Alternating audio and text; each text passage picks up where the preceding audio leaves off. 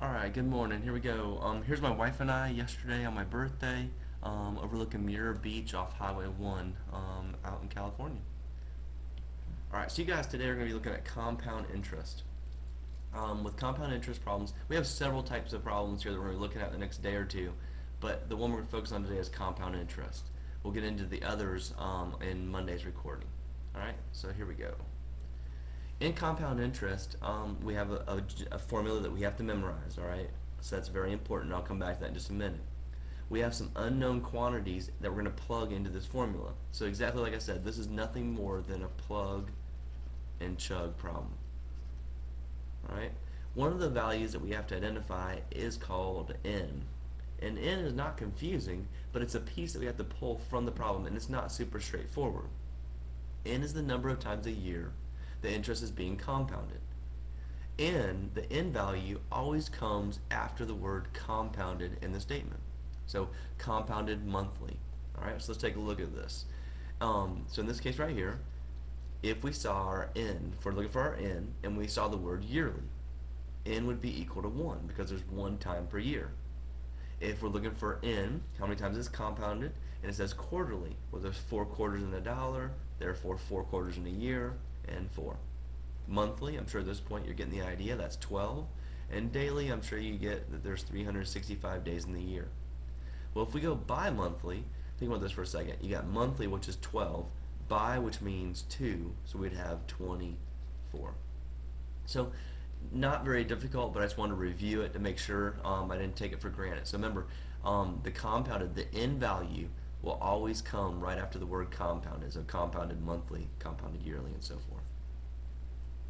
Alright, so here we go. When we're looking at these guys, we're looking at a compound interest problem. We know it's a compound interest problem because it says compounded monthly. That's how we know for sure. So today you're starting with compound interest only. P sub naught is your principal amount of money.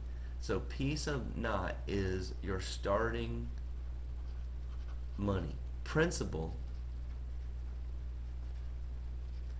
is equal to money. Okay? Rate is your percent.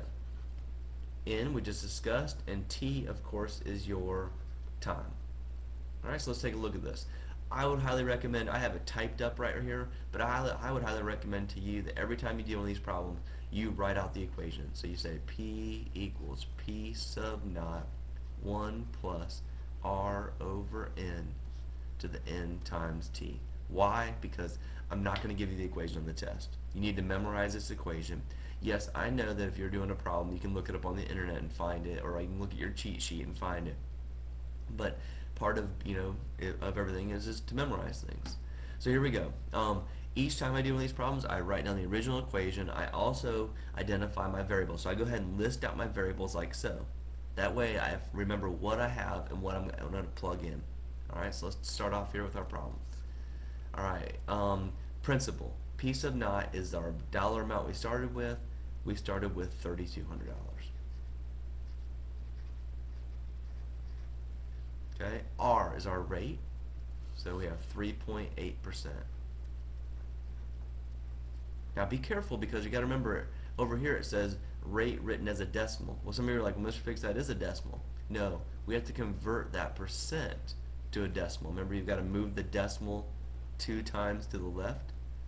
So that's how we get the 0.038. N we just talked about is always going to be behind the word compounded. So compounded monthly. So N is going to be equal to 12. And T is time. So T is going to be equal to 5. P is what we're looking for. So we're ready to plug and chug.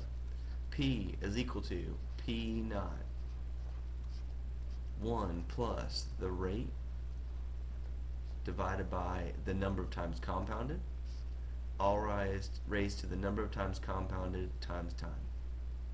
Alright, so pretty straightforward. We got our equation. Let's just take a cute little picture of that so I can stick it up in my spot right there. And there's my equation.